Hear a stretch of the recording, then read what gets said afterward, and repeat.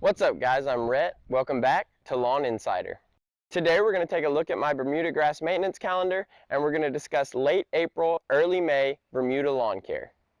I'm also going to briefly cover all the things we should have done in the lawn before this point, just in case your temperatures might be lagging behind or you're just a little late to jump onto the lawn care bandwagon. My Bermuda maintenance calendar, as well as any product I cover in today's video, is going to be linked below in the description box, so make sure you go and check that out.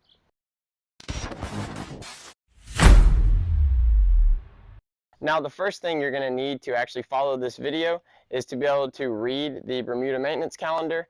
And I think I made it pretty simple. At the top, there are average highs for each month in my area, which is South Central Texas.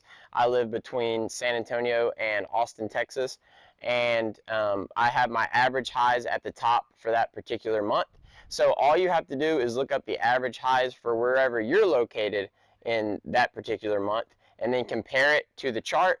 And if you're lagging behind, then you will be a little later on everything in the calendar. And if your temperatures are actually warmer than ours, which most people's won't be warmer than ours, but if that is the case, then you will be actually a little bit ahead of us in the Bermuda maintenance calendar. The first thing I want to cover is just the things that most Bermuda lawns, most people with Bermuda grass should have done up to this point in the season. So you might be lagging a little bit behind in the weather.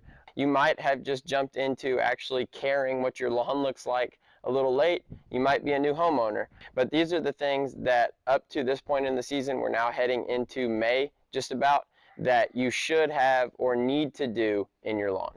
The first thing you should have done in your lawn this year was put down a pre-emergent product, and I recommend putting down a pre-emergent with the active ingredient Prodiamine. I own two separate products that are pre-emergents with Prodiamine. I have the granular product from the Andersons, it's called Barricade, and I have the liquid application that I got from Yard Mastery. I'll link both of them below, but those are just pre-emergent products for your weeds, and they are going to prevent future breakouts of weeds. So they're not going to kill any weeds that you currently have in your lawn, but they're going to prevent them from showing up in the future. So if you haven't put down a pre-emergent product, it's never too late. Now, as a general rule of thumb, granular products are going to be more expensive per application, but they usually are a lot easier to apply than liquid products as well. So keep that in mind. If you're really worried about cost, the liquid product is the way to go. If you're just worried about getting it down and kind of ease of use, then granular is what you're probably going to want to go with. And then the next thing you're going to want to do when you look at the calendar is actually to scalp your lawn. And this is one of those things that is kind of unique to Bermuda grass owners, is that we actually need to, or it's beneficial to, scalp your lawn early on in the season. Now, typically you want to do this when you're at like 50 or 60% green up. I actually made a video about scalping my lawn earlier on in the season, and I'll make sure and link that in the card up above on whichever side it is, but I'll link that in the card. But when you're scalping, your goal is just to remove all of that excess dead material that accumulated over the course of the winter. So that stuff is just dormant, dead Bermuda grass. It's not going to come back to life. The Bermuda grass that does grow has to grow over it just to become visible. So we want to get rid of that dead material so we can allow that new growth to really breathe and just to appear. The lower you scalp, the faster of a green up you're going to see, because that grass is not going to have to grow through as much dead grass just to become visible. So we want to scalp our Bermuda lawns, and that kind of jump starts us into the new season. When you scalp, I would suggest you use the lowest level on your mower, the lowest height setting, and then after you scalp, raise your height of cut one notch and then maintain at that setting, because Bermuda grass loves to be cut short. It does not want to be cut tall, and by tall I mean anything higher than like 2 inches. It looks its best when it's short and tight, and when it gets long it gets kind of leggy and it gets thin. So Bermuda needs to be cut short, and I really suggest you try to at least cut your grass twice a week. After scalping, you're going to want to apply a nitrogen-based fertilizer to feed your lawn. This year I'm using the Green Tracks, and I'm using the Earthway spreader to spread it, and I'll actually be talking about both of these in greater detail in future videos, so make sure you subscribe below so you don't miss out on that. After watering, you're also going to want to make sure that you have your watering schedule set up to put down 1 inch of water on your lawn a week. Now, you can take into account rain into this 1 inch, but if you don't get any rain, you need to make sure that your irrigation system is set to put down 1 inch of water a week.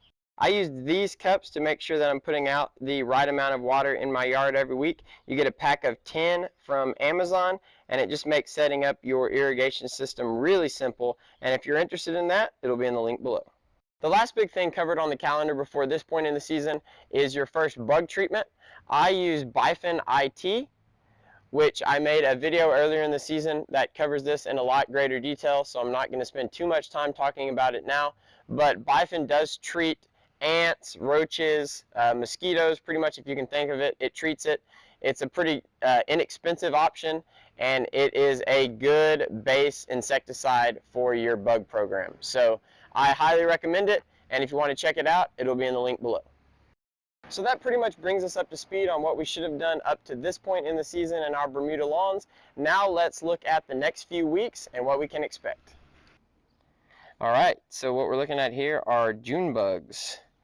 And the reason I'm showing you June bugs is because they are the adult version of grub worms or grubs.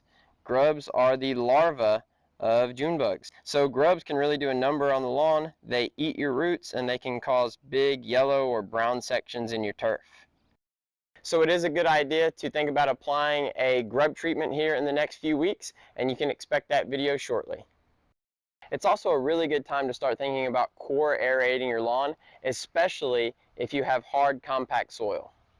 When you core aerate, you're pulling plugs, and the holes that the plugs leave give direct access to nutrients and water to work their way into the root system, and they just do a really good job of breaking up hard, compact soil.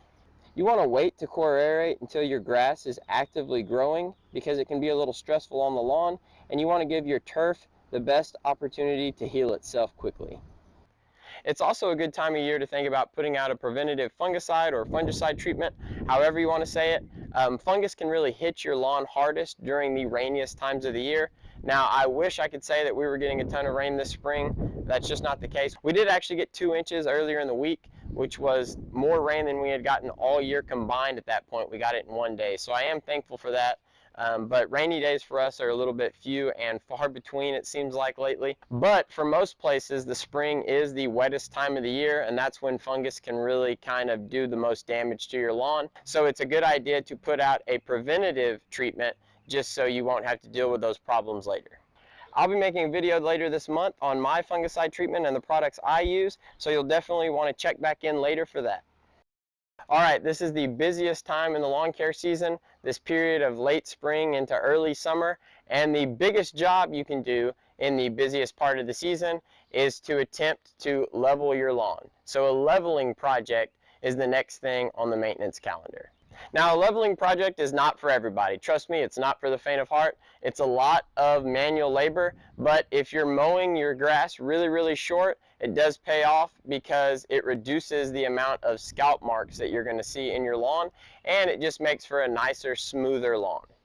I made a very long, in-depth leveling video about 3 weeks ago. If you want to check that out, I'll leave it in the card above. But 3 weeks ago, this yard was covered in mason sand, and this is just 3 short weeks of recovery later, and in 3 more weeks, you probably won't be able to tell that there ever even was sand on this yard. But I did my leveling project a little earlier in the season than what the calendar suggests, just so y'all could see the steps that I go through. But really, the best time to do your leveling project is when the grass is actively growing, and this is a really good period of the year for that. Thank you all for sticking around to the end. I did want to let y'all know that I'm also going to come out with a Father's Day gift idea video where I just kind of cover some of my favorite gadgets around the garage. And I'm also, and this would be another great Father's Day gift, I'm also going to come out with the Lawn Insider merch store with 8 different shirt designs. And I'll show y'all a little teaser of some of the shirt designs here on screen. But that's going to probably drop next week, so you can order it in time for Father's Day. I hope anyway. That's the plan. And I'm pretty excited about that, so make sure when that comes out next week, you check it out. I really appreciate you guys watching and sticking around to the end. If you learned anything or if you enjoyed the video, make sure you leave me a like. If you want to see future content, make sure you go ahead and hit that subscribe button below. If you have any questions, comments, concerns, leave them in the comments section. I'll see you guys next week. Lawn Insider, out.